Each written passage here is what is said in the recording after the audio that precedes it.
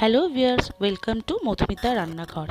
বাঙালির 12 মাসে 13 পার্বণে যে সমস্ত ট্রেডিশনাল বেঙ্গলি রান্নাগুলো খুবই জনপ্রিয়, তাদের মধ্যে অন্যতম হলো চিংড়ি মাছের মালাইকারি। আমি এখানে 300 গ্রাম মতন চিংড়ি মাছ নিয়েছি।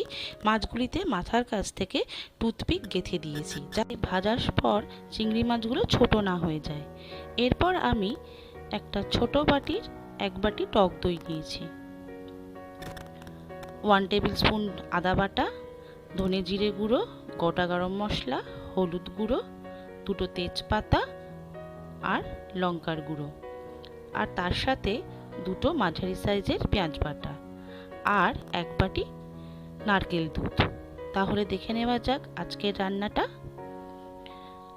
কড়াইতে আমি 3 টেবিল স্পুন মতন সর্ষের তেল দিলাম। তেলটা একটু গরম হলে আমি চিংড়ি মাছগুলো নুন হলুদ মাখিয়ে রেখেছিলাম, সেগুলোকে ভেজে নেব। তেল গরম হয়ে গেছে। চিংড়ি মাছগুলো দিয়ে ভালো করে এপিট ওপিট নেড়ে চেড়ে ভেজে নেব।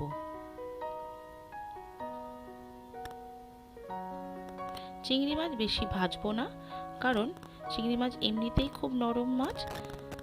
আমি সামান্য সাঁতলে নিয়ে চিংড়ি মাছগুলো তুলে নেব।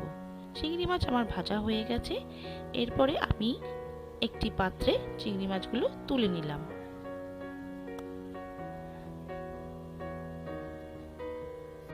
সবকটি চিংড়ি মাছ আমার ভাজা হয়ে গেছে। এবার কড়াইতে তেল একটু কমে আসলে আমি আরও 3 টেবিল স্পুন মতন সর্ষের তেল দিলাম। এরপর এর মধ্যে আমি গোটা গরম মশলাগুলো ফোড়ন দিয়ে দেব। ফোড়নটা একটু নাড়াচাড়া করে নিয়ে এরপর আমি এর মধ্যে পেঁয়াজ বাটাটা দিয়ে দেব। পেঁয়াজ বাটা দিয়ে ভালো করে পেঁয়াজটা কষিয়ে নিতে হবে, যাতে একটা সুন্দর গন্ধ বেরোয়। ভালো করে পেঁয়াজটা আমি কষিয়ে নিয়েছি। এরপর আমি এর মধ্যে আদা বাটা দিয়ে দিলাম। আদা বাটা দিয়ে আরও কিছুক্ষণ আমি ভালো করে কষিয়ে নেব।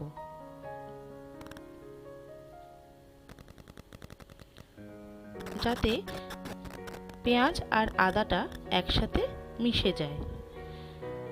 রংটা চেঞ্জ হয়ে গেছে। আমি সব মশলাগুলো দিয়ে দিলাম। মশলাগুলো দিয়ে সামান্য পরিমাণ জল দিলাম, যাতে মশলাটা নিচে লেগে না যায়। ভালো করে সবকটি উপকরণ আমি মিশিয়ে নিয়ে কিছুক্ষণের জন্য মশলাটা কষাবো। কষা আমার হয়ে গেছে। এরপরে আমি এর মধ্যে সামান্য পরিমাণ নুন দিয়ে নাড়াচাড়া করব। এরপর আমি নারকেল দুধটা দিয়ে দিলাম। নারকেল দুধটা দিয়ে ভালো করে পেঁয়াজের সাথে এটাকে মিশিয়ে নিলাম, যাতে ভালো করে কষানো হয়ে যায়। ভালো করে কষিয়ে নিয়েছি আমি সবকটি উপকরণ। এবার এর মধ্যে আমি ফেটিয়ে রাখা 1 বাটি টক দই দিয়ে দিলাম। টক দই দিয়ে বেশিক্ষণ নাড়াচাড়া করব না, একটু নেড়ে নেব। এই চিংড়ি মাছ গরম ভাতের সাথে কিংবা পোলাওর সাথে খুবই ভালো লাগে। বাড়িতে অতিথি এলে এইভাবে চটজলদি চিংড়ি মাছের মালাইকারি তৈরি করে পরিবেশন করা যেতে পারে। এরপর আমি এর মধ্যে 3 টিস্পুন মতন চিনি দেব, কারণ চিংড়ি মাছের মালাইকারি একটু মিষ্টি খেতে হয়। মাছে মিষ্টি পছন্দ করেন না, তারা এটা স্কিপ করে যেতে পারেন। এইবার চিনিটাকে ভালো করে আমি মশলার সাথে মিশিয়ে দেব। ভালো করে মিশিয়ে দিলাম। এরপর আমি হাফ কাপ মতো জল দিয়ে দেব। জলটা অ্যাড করে আমি কিছুক্ষণ ফুটিয়ে নেব।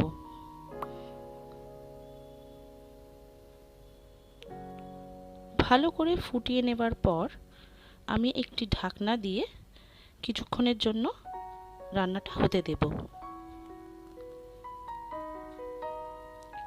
চিংড়ি মাছগুলো এর মধ্যে আমি দিয়ে দিয়েছি। ভালো করে ফুটিয়ে নিয়েছি আমি। এরপর এর মধ্যে আমি সামান্য পরিমাণ গরম মশলা ছড়িয়ে দিলাম। চিংড়ি মাছ আমাদের একদম রেডি হয়ে গেছে। আমার আজকের এই রেসিপিটি যদি আপনাদের ভালো লেগে থাকে তাহলে নিশ্চয়ই কমেন্ট করে জানাবেন, আর যদি ভালো লেগে থাকে তাহলে লাইক শেয়ার করার অনুরোধ রইল। আর নিত্য নতুন রেসিপি আপডেট পাওয়ার জন্য আমার চ্যানেলটি সাবস্ক্রাইব করার অনুরোধ রইল। ভালো থাকবেন, সুস্থ থাকবেন, দেখা হবে নেক্সট কোনো রেসিপি নিয়ে। নমস্কার।